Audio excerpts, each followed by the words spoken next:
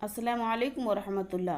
جو کوئی محرم کے 3 دن جمعرات، جمعہ اور ہفتہ کے روزے رکھے تو اس کے لیے 9 سال کی عبادت کا ثواب لکھا جاتا ہے۔ محرم کی پہلی تاریخ کا عمل۔ سیدنا جابر سے روایت ہے کہ نبی کریم صلی اللہ علیہ وسلم ہر رات اس وقت تک نہیں سوتے تھے جب تک سورہ سجدہ اور سورہ تبارک الذی یعنی سورہ ملک نہ پڑھ لیں۔ نئے چاند کو دیکھ کر جو شخص سورہ ملک کو پڑھے تو مہینے کے دنوں تک 2 سختیوں سے انشاءاللہ محفوظ رہے گا، اس لیے کہ یہ 30 آیتیں 30 دن کے لیے کافی ہیں۔ محرم کی پہلی تاریخ کا ایک اور عمل، صرف ایک مرتبہ یہ دعا پڑھ لیں۔ دعا کے متعلق روایت ہے کہ پہلی محرم الحرام کو جو یہ دعا پڑھے تو شیطان لعین سے محفوظ رہے اور سارا سال 2 فرشتے اس کی جادو، نظر بد، حادثات وغیرہ سے انشاءاللہ حفاظت پر مقرر ہوں گے۔ دعا یہ ہے: